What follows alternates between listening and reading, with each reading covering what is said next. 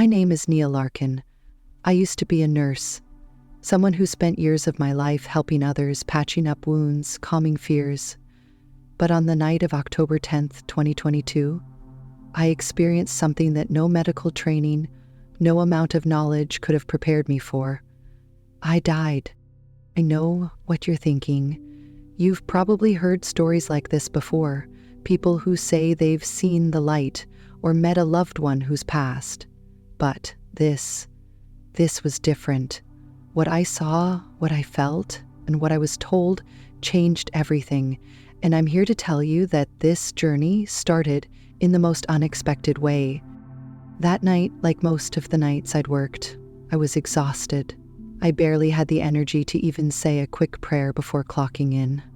My mind was scattered, thinking about my daughter, about the bills piling up, about the world outside that I could never seem to catch up with. I stopped at a little corner store before heading into the hospital, just to grab a drink and a snack. But when I walked in, something strange happened. The cashier, a young white man I'd seen 100 times before, looked me right in the eye and said, "Stay safe tonight, Nia." I remember thinking, why would he say that? It wasn't unusual for him to say hello, but this felt like something more. Those were the last words I'd hear before everything changed. A few minutes later, as I was pulling into the hospital parking lot, I saw a flash of orange light. It was so bright, I could barely keep my eyes open. Then, I felt it. The ground shook. A deafening explosion rocked the air, and before I could even scream, the windshield of my car shattered. A steel beam, sent flying from a nearby construction site, pierced through the glass and struck me directly. I felt nothing. No pain, no fear, only release. It was as if the weight of everything I had been carrying for years, my struggles, my exhaustion, the pressure of life, was gone. I was floating, hovering above my body, watching as paramedics and colleagues rushed to save me. As I floated, I saw everything. I saw my colleagues, people I had worked with for years, doing everything they could to bring me back. But it was all so distant. I was no longer connected to the chaos, the fear, or the urgency of the moment. I was at peace. And then I saw him. Jesus. Not the figure I'd been taught about in church, not the white European image I had seen in paintings all my life. No, this Jesus was different. He was not bound by skin color or any earthly features. He was simply love. He stood there in the light in front of me, and in that moment, everything else faded away. His presence was overwhelming, and yet it felt like I had known him my entire life. He spoke without words, his gaze penetrating deep into my soul like he knew every corner of me. He looked at me not with judgment, but with a love so profound it washed over me like a river, cleansing me of every wound I had carried. His voice, when it came, was soft, yet filled with authority. He spoke to me of the world I had left behind, the struggles I had faced, the battles I had fought, not just in the hospital, but within my own heart. And then he showed me something that shook me to my core. I was no longer just in a space, in a room of light. I was somewhere else entirely, a place between worlds. It was vast, infinite, and full of light that wasn't from any earthly source. But the light wasn't just peaceful. It was alive, and it was loud with the echoes of pain. I saw people. I saw my people, Black men and women, all of us connected by something deeper than race. I felt the weight of the history we had carried, from the ancient suffering of our ancestors to the struggles we still face today. I saw the pain of being Black in a world that constantly told us we weren't enough, that our skin, our history, our very existence was something to be ashamed of. But there was more. I saw the wounds that no one talked about. I saw the invisible wounds of division, wounds that were not caused by sickness or war, but by something much deeper. I saw racism, not just as an issue of social justice, but as a spiritual injury that ran through the very fabric of society. It wasn't just hatred, it was fear, ignorance, and silence. It was the refusal to see each other as equal, as brothers and sisters in the same fight for dignity and love. Jesus pointed to these wounds, and he spoke in a way that left no room for doubt. He said, "These wounds were not caused by politics. They were caused by division, by the enemy's most powerful weapon, fear." And in that moment, I understood. I understood that the pain I had felt my entire life, the pain of being judged because of my skin, was not just personal. It was part of a much larger story, one that stretched across time and space, affecting everyone, regardless of color. And he invited me to walk with him, but not through streets of gold or clouds of glory. No, he took me to a place where the true work of healing was happening, not in grand churches or grand speeches, but in the quiet moments of everyday life. He showed me the people who were healing, the people who were working to bridge the divide. I saw black and white people standing side by side, not as adversaries, but as partners. I saw the power of forgiveness when it wasn't deserved, when it wasn't easy. But most of all, he showed me the pain of silence, the silence of people who didn't speak up, who didn't use their voices to fight for justice, for equality. It was a silence that had allowed division to fester and grow. The moment Jesus showed me the wounds, the deep scars of racism, the silent pain that's been passed down from generation to generation, I felt like I was seeing the truth for the first time. It wasn't just something I had read about or heard others talk about in passing. It wasn't just another news story that I could scroll past or ignore. This was real. This was alive, and it was suffocating us all. I felt the weight of it. The anger of people who had been denied their dignity for far too long. The confusion of those who didn't understand why their words, their actions, hurt so deeply. And I felt my own pain too, my hurt from years of being judged simply because of the color of my skin. I realized in that moment that I wasn't the only one who carried this burden.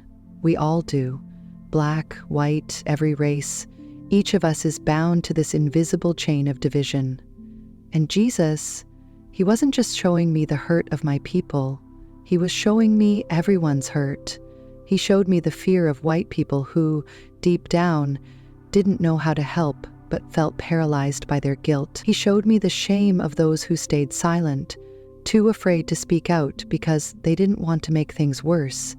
And in that silence, division only grew stronger. I saw something else too.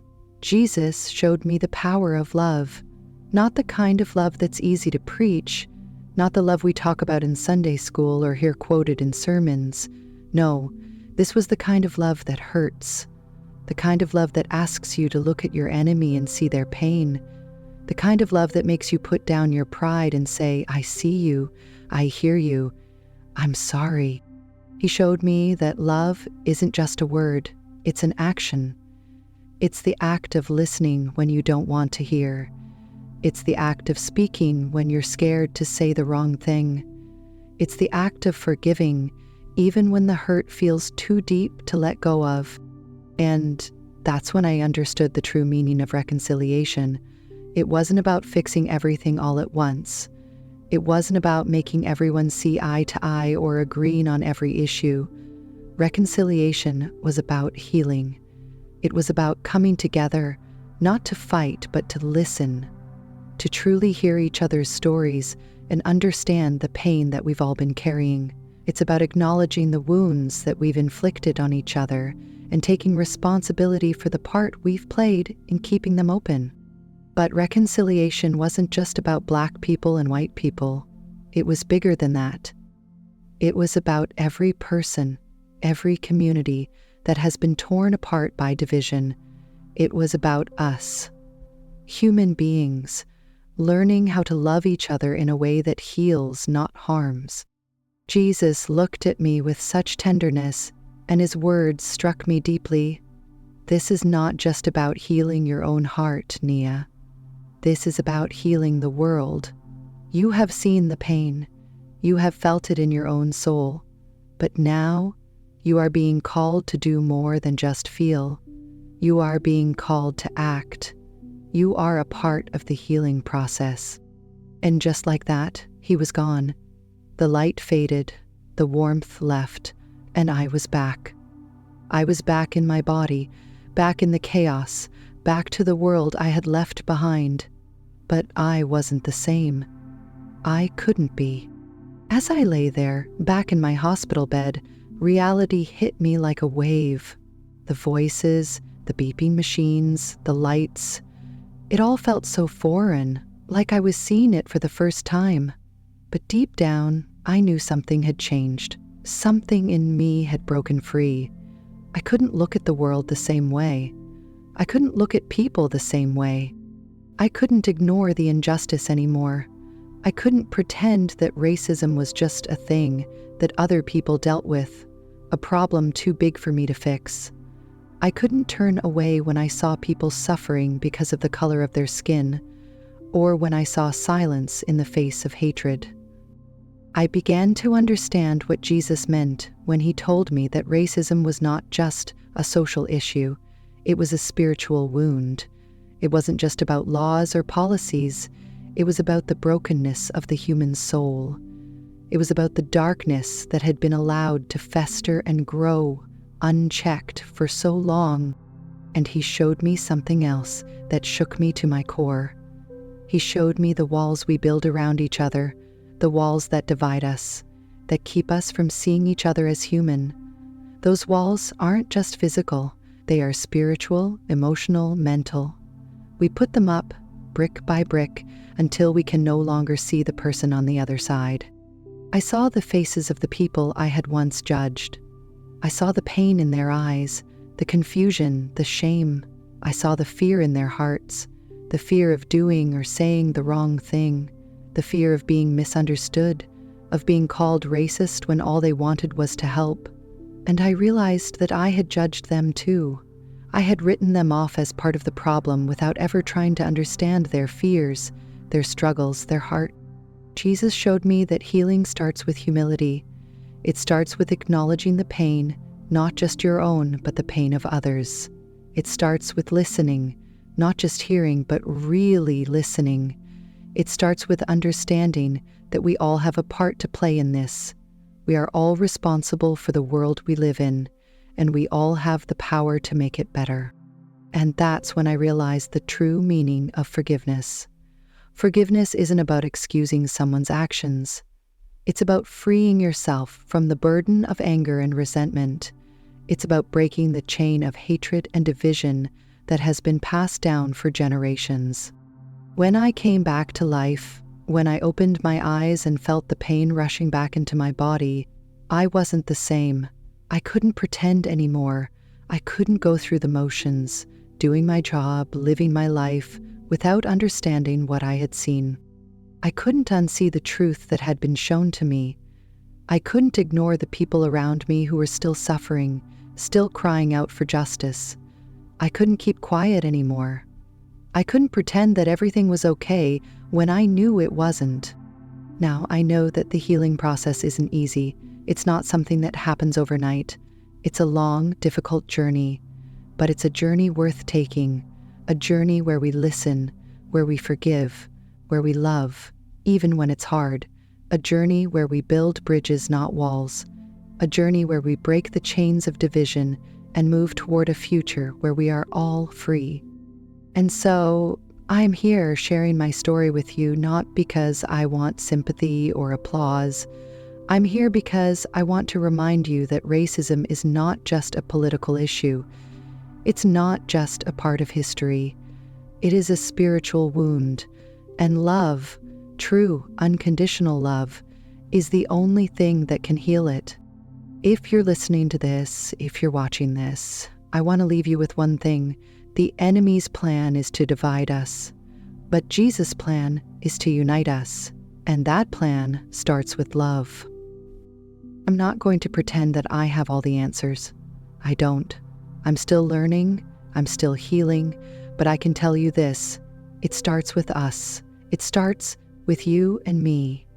It starts with the willingness to see each other not as the other, not as someone to fear or ignore, but as human beings, brothers and sisters in this life, this struggle, and this journey toward something better. I look at the world now and I see it differently. I see the faces of the people around me, and I don't just see their skin color.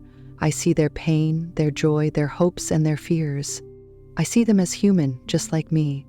I see us all as part of the same story, the same family, fighting for the same thing: love, respect, dignity, and understanding. And I want you to know something important. Reconciliation doesn't mean forgetting. It doesn't mean pretending that the past didn't happen. It doesn't mean erasing the pain, the struggles, the injustice. Reconciliation means acknowledging it. It means owning it. It means understanding that we cannot move forward without first looking at what has brought us here, what has held us back, and what we need to do to heal those wounds. And healing starts with one simple thing: the willingness to listen, to really listen, not just to the words being said, but to the hearts behind those words, to the pain, the history, the life experiences that shape the way we speak, the way we act, the way we see the world. I've seen what silence does. I've felt it, I've lived it.